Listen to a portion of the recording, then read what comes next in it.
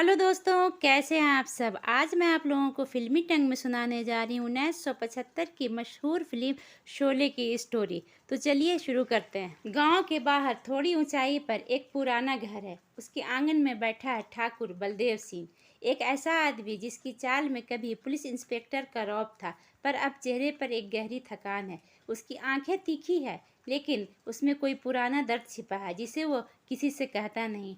ठाकुर अब सेवानिवृत्त हो चुका है। वो अपने गांव में खेती बाड़ी के बहाने रहता है, लेकिन असल में उसका एक ही मकसद है, गब्बर सिंह को पकड़ना। ये मकसद सिर्फ कानून का नहीं बल्कि निजी बदले का भी है। एक दिन ठाकुर शहर जाता है और अपने पुराने साथी इंस्पेक्टर साहब के पास पहुंचता है। दोनों पुलिस ट्रेनिंग के दिनों में एक दूसरे को जानते हैं।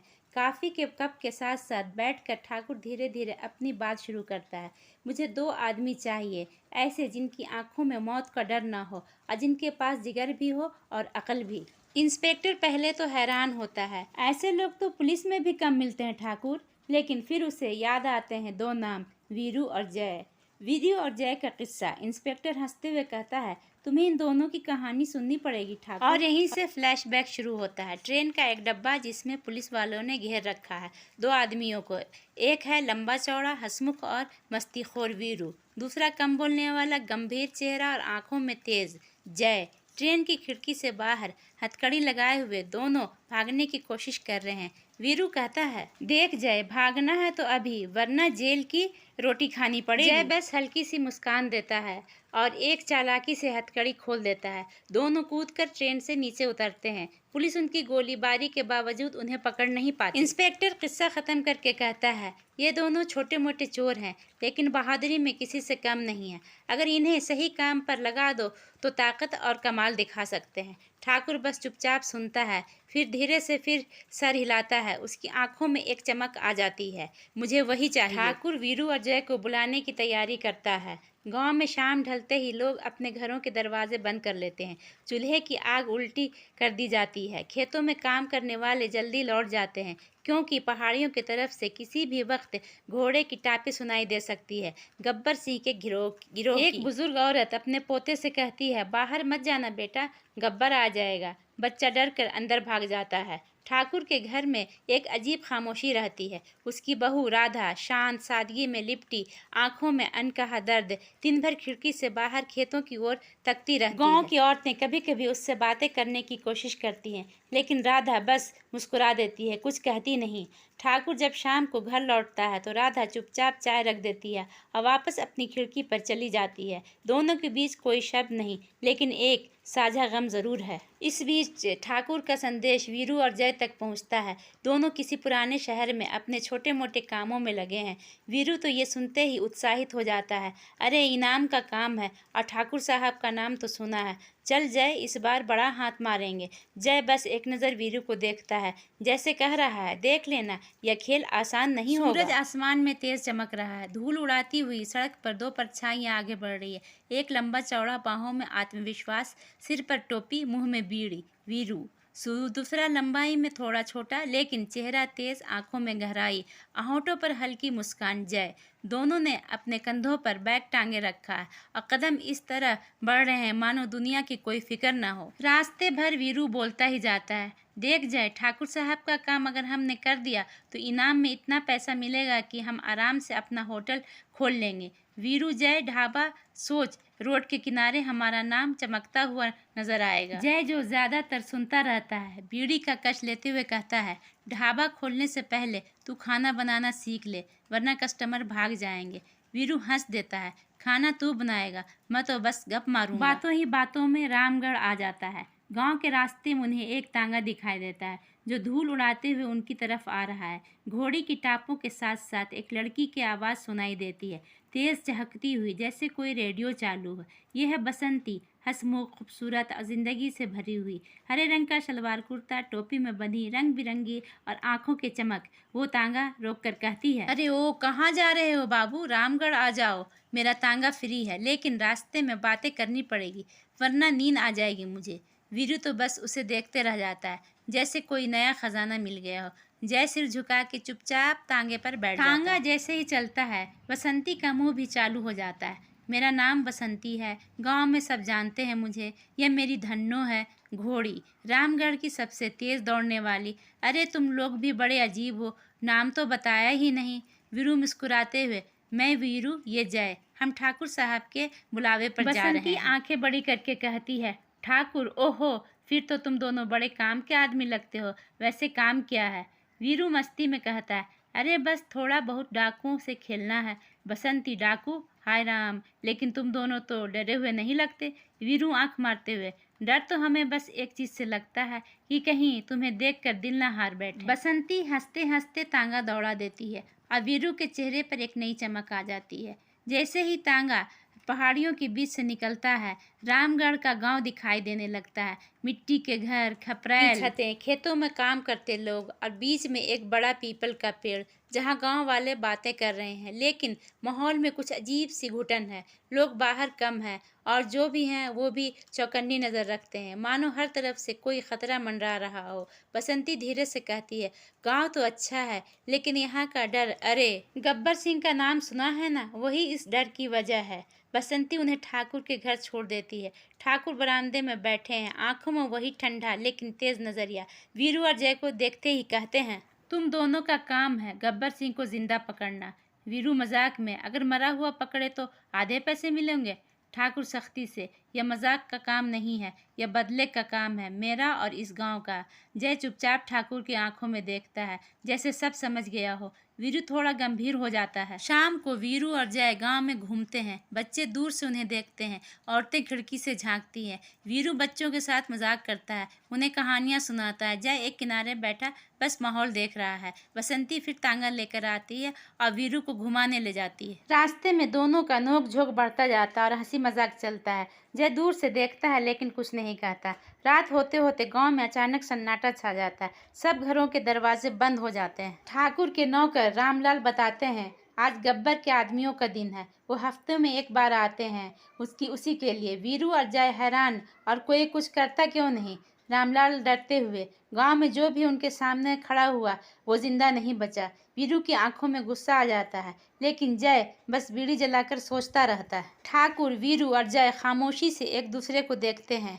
जय अपनी बीड़ी जलाता है, कश लेता है और बिना कुछ कहे हथियार उठाकर कंधे पर टांग लेता है। वीरू जो हमेशा मजाक करता है, आज उसके चेहरे पर भी गंभीरता है। सुबह का समय है, गांव के लोग अपने अपने खेतों में काम कर रहे हैं, लेकिन आज उनकी नजरें बार बार पहाड़ियों की तरफ उठ रही हैं। धूप धीरे धीरे तेज हो रही है और हवा में एक अजीब सी घबराहट फैलने लगी है। रामलाल, ठाकुर का नौकर, हड़बड़ाते हुए बरामदे में आता है। साहब, आज वो आ रहे हैं। वो एक एक करके अनाज, पैसे और जेवर छीनते हैं। जो विरोध करता है उसे घसीट कर बीच चौपाल में लाया जाता है और पीटा जाता है। गांव के लोग डर के मारे कुछ नहीं कर पाते। वीरू जो ये सब देख रहा है, अपनी मुट्ठी भींच लेता है। जय, अब बस।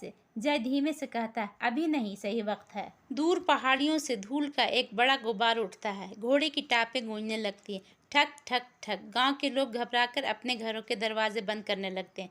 बच्चे अपनी माओं की गोद में छुप जाते हैं और फिर धूल के गुब्बारों के बीच घोड़े का सवार गब्बर के आदमी दिखाई देते हैं। सिर पे पट्टे, हाथों में बंदूकें, चेहरे पे बेरहमी। बीच में बैठा है गब्बर सिंह। लेकिन वीरू अजय के लिए ये खेल नहीं। वीरू हवा में गोली चलाकर सबको चौंका देता है, जबकि जय अपनी पिस्तौल से एक एक स्टिक निशाने लगाता है। गब्बर के आदमी एक बुजुर्ग से उसकी बेटी की चूड़ियां छीनने लगते हैं। यह देखकर वीरू खुद को रोक नहीं पाता। वो आगे बढ़ता है और जोर से चिल्लाता है, अरे हाथ मत लगाना वरना हाथ तोड़ दूंगा। गब्बर के लोग रुकते हैं, एक दूसरे को देखते हैं, फिर हंसते हैं।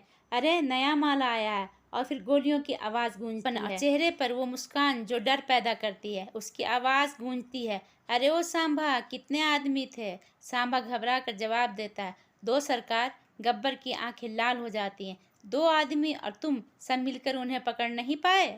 उसके बाद गब्बर अपने ही आदमियों को बेरहमी से मार देता है। उसकी गोलियों की आवाज़ पहाड़ियों में गूंजती है और गांव वालों के दिल दहल जाते हैं। अगले हफ्ते गब्बर फिर अपने आदमियों के साथ आता है।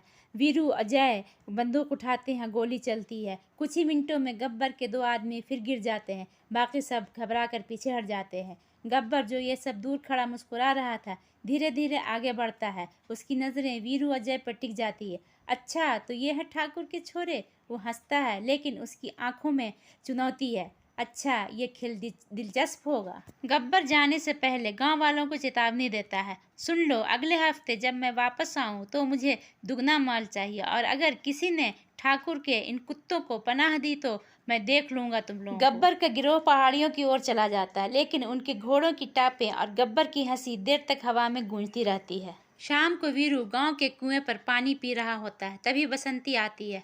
वाह, आज तो बड़े हीरो बन गए हो। वीरू मुस्कुरा कर, तुम देखना, गब्बर को भी धन्नों की टांगों से बांध कर घुमाऊंगा। बसंती हंसते हुए चली जाती है, लेकिन उसकी आंखों में वीरू के लिए एक नई चमक है। दूसरी तरफ जय रात को ठाकुर के आंगन में बैठा सितार बजा रहा है। राधा खिड़की से उसे देख रही है, बिना कुछ कहे। उनके बीच कोई शब्द नहीं, बस आंखों में एक गहरी समझ और दर्द साझा हो रहा है। रामगढ़ में अब हर दिन नए नए तनाव पैदा होने लगे हैं। ठाकुर बलदेव सिंह जय और वीरू को गब्बर के हर हमले की जानकारी देता है, लेकिन गांव वाले अब भी डरते थे। डर केवल गब्बर से नहीं, बल्कि पुलिस से भी, क्योंकि पुलिस का मानना था कि अपराधियों को पकड़ना उनका काम है, किसी बाहरी व्यक्ति का नहीं।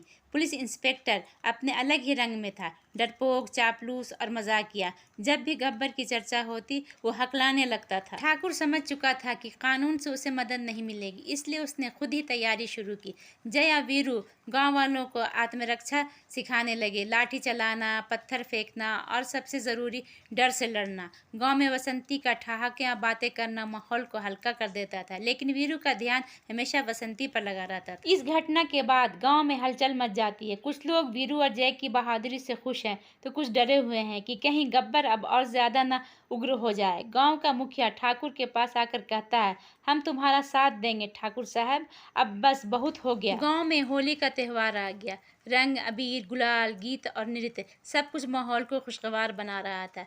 जय और वीरू भी इस खुशी में शामिल हो गए। वीरू ने बसंती के साथ जमकर रंग खेला, जबकि जय चुपचाप ठाकुर की बहू राधा को दूर से देखता रहता। लेकिन होली के इस जश्न को गब्बर के आदमियों ने तोड़ दिया। गोलियों की आवाज़ से रंग की जगह खून बहने लगा। गांव वाले घबरा गए।